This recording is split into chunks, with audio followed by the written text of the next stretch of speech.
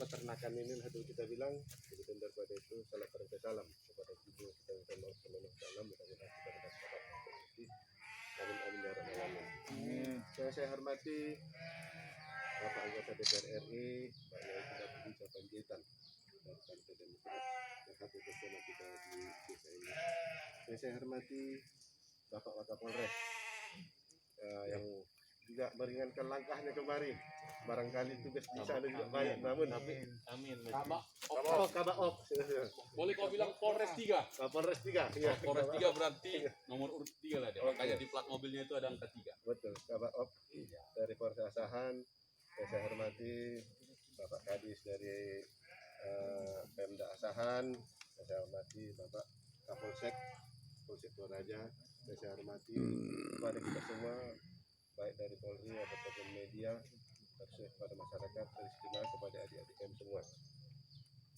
Pada hari ini, seperti apa disampaikan atau dijanjikan oleh Bapak Hinca Panjaitan selaku anggota DPR RI, membuktikan kalaupun selamanya ini barangkali ada dikatakan orang, mana mungkin itu terjadi, sekarang terjadi.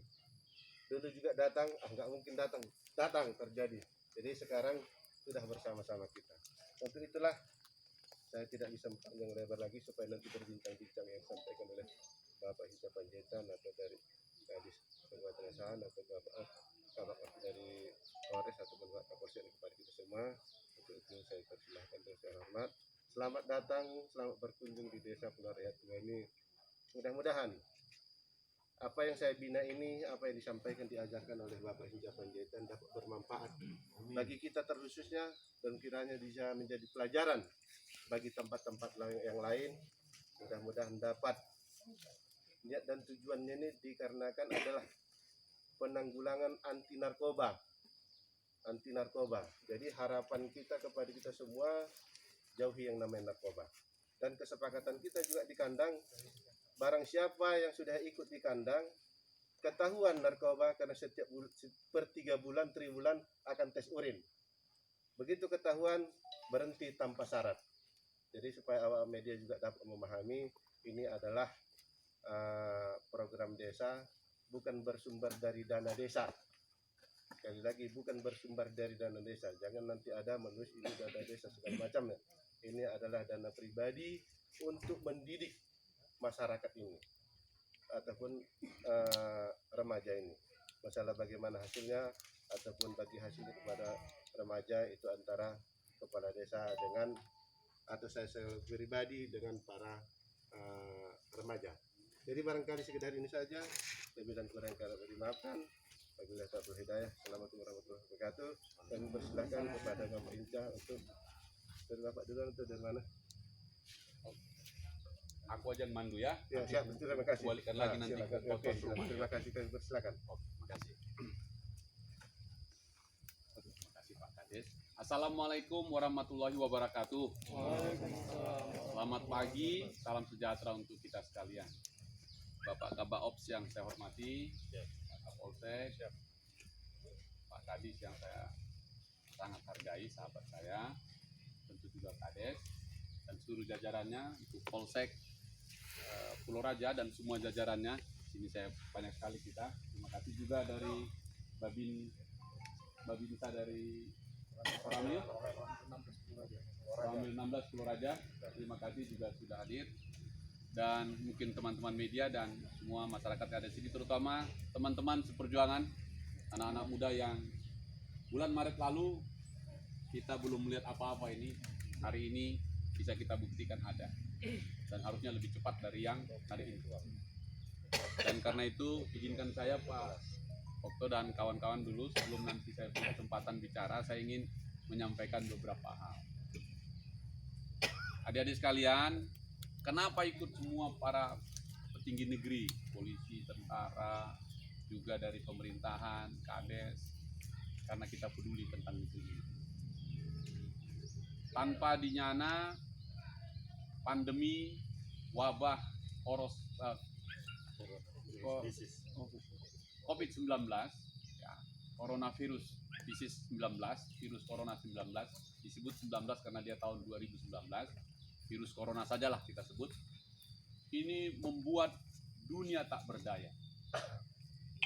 Saya kira-kira juga punya feeling waktu datang pertama kemari, kita ngomong tentang paragat, tentang pohon aren, kita ngomong tentang gula merah, dan ke Pak Oktoni kami bercerita, mendiskusikan, menggagas untuk menanam aren lagi sebanyak-banyaknya di Asahan ini.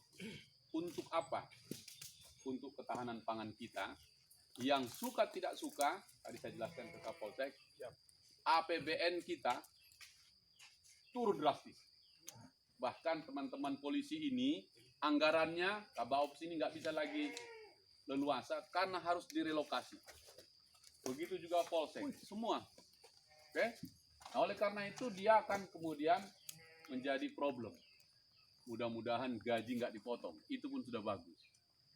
Jadi ekonomi turun terus. Nah, situasinya masih menghadapi virus ini. Belum selesai. Karena itu, terima kasih teman-teman di sini ngatur jarak, pakai masker, cuci tangan, bersentuhan dihindari, dan kalaupun harus bertemu, jagalah jarak untuk bicara. Kalian saya beritahu ke teman-teman media kalau ada di sini, ini adalah contoh terbaik untuk mengantisipasi virus corona itu. Teruskan adik-adik, seperti ini Anda menjadi duta yang terbaik. Yang kedua, masih ingat waktu itu kita buat ini, seperti disampaikan Pak Kades, Asahan ini termasuk kategori papan atas untuk peredaran narkoba. Oke, nggak bisa polisi sendirian, nggak bisa. Harus datang dari masyarakatnya sendiri. Nah, kalian itulah jadi benteng-benteng hidup di desa ini untuk jaga itu. Kenapa banyak jatuh narkoba? Karena nggak ada kegiatannya. Untuk tidak jatuh narkoba, kita bikin kegiatan. Nah, teman-teman, Pak Kabaops, Pak Kadis, Pak Polsek, mereka ini ada yang mahasiswa, ada yang gagal sekolah, ada yang SMA. Ini saya yakin di antara mereka ini punya masa depan yang hebat. Oke. Apalagi berteman dengan anak Asahan yang sekarang ada di Senayan. Tepuk tanganlah kau dulu, jangan. Nah, dengan cara itu kita sekarang duduk di sini. Nanti Pak Oktoni bisa jelaskan juga. Nah, ketahanan pangan ini sudah saya kampanyekan sejak Maret dulu. Terima kasih Presiden Jokowi meresponnya. Bahkan Kapolda Sumatera Utara meresponnya kemarin. Dimulai dengan menanam jagung di Pulau Samosir. Jadi ketahanan pangan menjadi kata kunci. Nanti ada duit, tidak ada yang dibeli. Atau ada yang dibeli, nggak ada duitnya. Lebih bahaya, nggak ada duit, nggak ada juga yang dibeli. Kalau kita baca kitab suci, kita sering mendengarkan ceramah, cerita, dan pelajaran yang berharga dari keluarga Nabi Yusuf.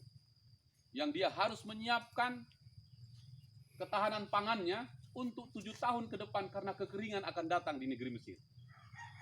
Maka ia kemudian menyiapkan ketahanan pangan itu. Hari ini dunia juga sedang bersiap untuk menghadapi yang terburuk, yaitu pandemi